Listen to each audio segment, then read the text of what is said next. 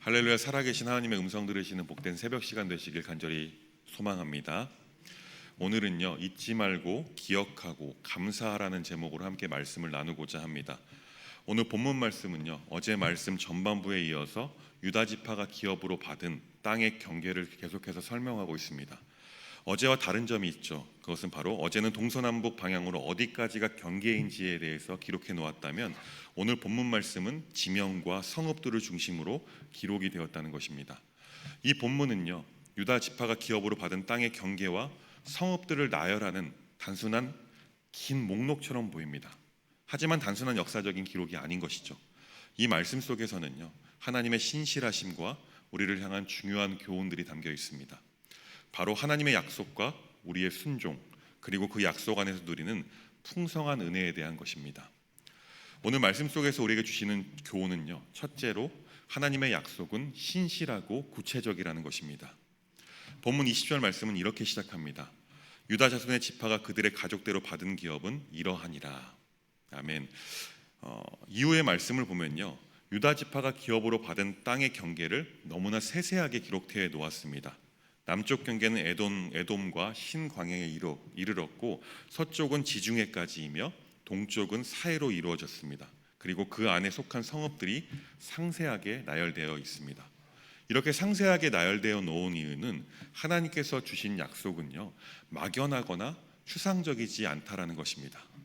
하나님께서는요, 아브라함과 그의 후손들에게 약속하신 대로 가나안 땅을 그들에게 주셨습니다.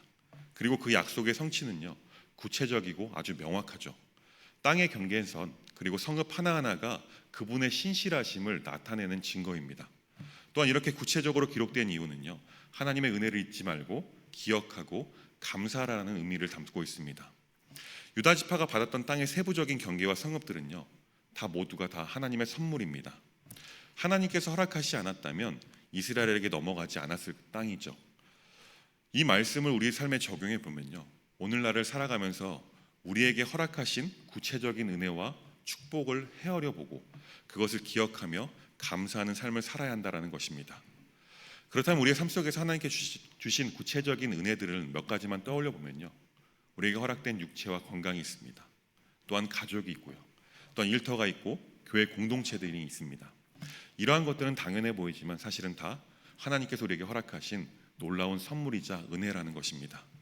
다시 한번 말씀드리지만 오늘 본문의 지명과 경계를 분명하고도 자세하게 기록해 놓은 이유는 잊지 말라는 것입니다. 이처럼 우리도 우리에게 허락하신 하나님의 은혜와 선물들을 잊지 않도록 기록해 보는 것을 습관하면 좋겠습니다. 기록해야 우리는 잊지 않고 하나님께 감사할 수 있기 때문에 그렇습니다. 이어서 우리에게 주시는 교훈은요, 둘째는 약속을 누리기 위해서는 필요한 순종이 있음을 말씀합니다. 유다 지파는요, 하나님께로부터 거룩한 기업을 받았습니다. 그러나 그 기업은요, 자동적으로 그들의 것이 되지 않았습니다. 그 땅을 온전히 차지하기 위해선 믿음의 행보와 그들의 순종이 필요했습니다. 본문 마지막 절 63절 말씀을 보겠습니다. 함께 읽겠습니다. 예루살렘 주민 여부스 족속을 유다 자손이 쫓아내지 못하였으므로 여부스 족속이 오늘까지 유다 자손과 함께 예루살렘에 거주하니라. 아멘. 하나님께서 분명히 약속한 땅이었지만 그 땅에 거주하던 족속들을 하나도 남김없이 몰아내는 것은 바로 유다 지파의 몫이었습니다. 그러나 여부스 족속만은 몰아내지 못했습니다. 그래서 여부스 족속이 계속해서 예루살렘 지역에 남게 되었죠. 그 결과 여부스 족속들과 유다 민족들이 함께 살게 되면서 그렇게 하나님께서 경계했던 그들의 우상과 안 좋은 것들이 유다 족속, 아니 이스라엘 전체에 스며들게 되었습니다. 결국 이스라엘에게 큰 올무가 된 것입니다. 그래서 여부스 족속을 몰아내지 못함으로 하나님의 약속을 그들은 온전히 누리지 못하게 되는 안타까운 결과를 마주했습니다. 그렇습니다. 우리의 삶 속에서도 마찬가지입니다. 하나님께서 약속하신 축복과 은혜는요, 지금까지 계속 이어지고 있습니다. 그런데 그 약속과 축복은요, 그 축복을 온전히 누리기 위해서는 우리의 순종이 필요하다는 것입니다. 하나님께서 우리에게 기도하라 하시면 우리는 순종하여 기도해야 합니다. 우리더러 사랑하라 하시면 사랑해야 하는 것이죠. 하나님의 뜻은요, 때때로 우리의 의지와 계획과는 다른 방향으로 흘러갈 때도 있습니다. 그러나 내 생각, 내 의지, 내 계획과는 다를지라도 하나님께서 우리에게 말씀하시면 우리는 순종하면 되는 것입니다. 이러한 순종을 통해서 하나님께서 약속하신 은혜를 우리는 온전하게 누리게 되는 것이죠. 반대로 불순종하면 유다 족속, 아니 이스라엘이 그랬던 것처럼 불순종의 올무가 우리를 하나님의 약속에서 더욱더 멀어지게 만들 것입니다. 그렇게 우리는 내 뜻, 내 생각, 내 의지 모두 내려놓는 훈련을 끊임없이 해야만 합니다. 우리의 지나온 삶을 돌아보게 되면요, 하나님의 말씀을 순종하지 못해 놓치고 있는 하나님의 축복이 있지는 않은지 점검해 볼 필요가 있습니다. 왜냐하면 하나님의 약속은 우리의 순종을 통해서 이루어지기 때문에 그렇습니다. 계속해서 우리에게 주시는 교훈 셋째는요, 하나님의 약속 안에서 풍성한 은혜를 누릴 수 있다는 것입니다. 본문에 기록되어 있는 성읍들의 이름은 단순히 지리적인 정보를 넘어섭니다. 이 성읍들은 유다 지파가 누리는 풍성함을 상징하고 산지, 평지, 광야 그리고 성읍들이 그들의 기업으로 주어졌습니다. 이는 하나님께서 주시는 기업이 얼마나 풍성한지를 보여줍니다.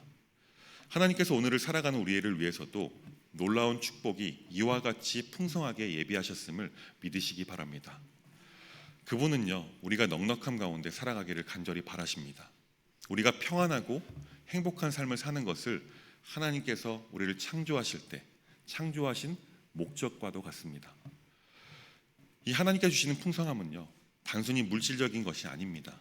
하나님께서 주시는 참된 평안, 그리고 기쁨, 그리고 하나님과의 친밀함이 바로 하나님께서 우리에게 원하시는 풍성한 은혜라는 것입니다. 물질이 조금 없어도 하나님께서 주시는 평안과 기쁨, 그리고 하나님과의 친밀함이 있다면 우리는 그 누구보다도 행복하고 만족을 누리며 살게 될 것입니다. 사랑하는 여러분, 우리가 이 땅을 살아가는 동안에 하나님의 풍성함을 누리며 감사하기 시작할 때 그분의 은혜가 우리 삶 가운데 더욱더 깊이 스며들게 될 줄 믿습니다. 하나님의 풍성함을 누리기 위해서 감사의 습관을 만들어 보면 좋겠습니다. 매일 감사의 내용을 적는 감사의 일기를 쓰거나 기도하는 시간에 감사 기도 제목을 고백할 수 있었으면 좋겠습니다. 기도할 때 하나님 앞에 우리는 맨날 이것 달라 저것 달라 하는 기도를 넘어서 하나님께 감사와 찬양과 영광을 올려드리는 수준 있는 기도를 우리 모두가 하나님께 드리길 간절히 소망합니다. 또한 받은 은혜가 있다면 그 은혜를 나누는 삶을 사시길 주님의 이름으로 축복합니다. 물질적 혹은 영적으로 어려운 이웃들을 섬기는 일, 실천하는 일을 할 수 있길 간절히 소망합니다. 그럴 때 하나님의 풍성함이 우리 삶 속에서 더욱더 크게 나타날 줄 믿습니다. 사실 그렇습니다. 오늘 본문과 같은 지명 혹은 사람의 이름들을 성경을 통해 보게 되면요, 상당히 지루합니다. 왜냐하면 나와 상관없는 것 같이 보이기 때문에 그렇습니다. 그런데 생각해 볼 것은요, 우리와 상관없이 보이는 이러한 지명들, 사람들의 이름은요, 굳이 기록될 필요가 있느냐라는 것을 우리가 생각해 보게 되는데 답이 무엇일까요? 왜 이것을 기록해 놓았을까요? 당연히 필요하기 때문에 기록해 놓았습니다. 그런 이것을 기록해 놓은 하나님의 그 뜻을 우리는 헤아릴 필요가 있겠죠. 이러한 지명과 사람의 이름이 기록되어 있는 궁극적인 이유가 있습니다. 그것은 딱 하나이죠. 하나님의 은혜를 잊지 말고 기억하고 감사하라는 것입니다. 인간을 향해서 흔히들 말합니다. 망각의 동물이다라고요. 그만큼 잘 잊어버린다라는 것이죠. 아시겠지만 저는 요즘에 딸아이 키우는 재미로 살아갑니다. 너무 귀여울 때거든요. 근데 종종 그런 생각을 합니다. 9년 만에 하나님께서 허락하셔서 은혜로 아이를 낳았습니다. 너무나 감사하죠. 아이를 낳고 하루하루가 너무나 특별했습니다. 매일매일 하나님께 감사하며 살고 있습니다. 그런데 이상하게도요, 아이가 이제 26개월밖에 되지 않았거든요. 근데 그렇게 감격해하고 감사했던 그 순간들이 기억이 잘 나지 않는 거예요. 아이가 처음 뒤집기 했을 때, 그리고 아빠라고 불러줬을 때, 요즘엔 카메라 같은 것이 있어서 일부는 기록해 놓은 것들을 보게 되면서 기억을 더듬긴 합니다. 그런데 그렇지 못한 순간들은 기억나지가 않더라고요. 혹시 여러분들은 혹시 그렇지 않습니까? 우리에게 주어진 수많은 은혜들, 정말 그 순간에 엄청나게 감격했었고 기뻤고 행복했었던, 하나님 앞에 감사를 표현했던 순간들이 있었을 것입니다. 그런데 어떠십니까? 그 모든 은혜들이 다 기억나십니까? 하나님께서 우리 개인에게 인격적으로 찾아오셨던 그 순간, 흔히 첫사랑이라고 하죠. 어렴풋이 기억이 나지만 생생하진 않습니다. 이처럼 우리 사람들은 잘 있습니다. 그리고 조금 고난이라도 생기면 주셨던 은혜고 뭐고 원망부터 하는 것이 우리 인간이라는 것이죠. 이러한 것들을 아시는 하나님께서 오늘 본문의 내용과 같은 우리와 별로 연관이 없어 보이는 말씀들을 남겨주심으로써 우리가 살아오면서 우리에게 허락하신 애들을 돌아보기를 원하셔서 이러한 내용들이 기록하신 것은 아닐까 생각해 보게 됩니다. 아무 생각 없이 오늘 본문을 접하게 되면요, 그냥 아무런 은혜도 받지 못하고 넘어갈 것입니다. 그런데 사랑하는 여러분, 오늘 본문을 통해서 우리에게 주시는 메시지, 하나님의 말씀이 있습니다. 하나만 기억하십시오. 이스라엘을 사랑하신 하나님이 우리의 하나님이 되신다라는 사실입니다. 그 하나님께서 오늘날 우리에게도 은혜의 기업을 허락하고 계심을 믿으시기 바랍니다. 오늘 하루도 하나님의 은혜를 기억하고 묵상하고 상고함으로 감사하는 하루길을 걸어가는 저와 여러분들 되시길 주님의 이름으로 간절히 축원합니다. 기도하겠습니다. 은혜가 풍성하신 하나님, 오늘 말씀을 통해 하나님의 신실하심과 풍성한 은혜를 다시금 생각해 보게 하심에 감사드립니다. 우리에게 주신 약속이 구체적이고 분명함을 믿고 그 약속을 온전히 누리기 위해 순종으로 삶을 살아가게 하여 주옵소서. 우리에게 허락하셨던 그 놀라운 은혜, 그리고 앞으로도 허락하실 예비된 은혜들을 망각하지 않고 잊지 말고 기억하고 감사하는 삶을 살게 하여 주옵소서. 이스라엘의 하나님이 이제는 나의 하나님이 되셔서 나와 함께 하심을 믿으며 주님의 뜻을 이루며 살아가는 복된 삶을 살아가는 우리 성도님들 되게 하여 주옵소서. 예수님의 이름으로 간절히 기도합니다. 아멘. 하늘에 계신 우리 아버지, 아버지의 이름을 거룩하게 하시며 아버지의 나라가 오게 하시며 아버지의 뜻이 하늘에서와 같이 땅에서도 이루어지게 하소서. 오늘 우리에게 일용할 양식을 주시고 우리가 우리에게 잘못한 사람을 용서하여 준 것 같이 우리 죄를 용서하여 주시고 우리를 시험에 빠지지 않게 하시고 악에서 구하소서. 나라와 권능과 영광이 영원히 아버지의 것입니다. 아멘. 우리 계속해서 기도하겠습니다.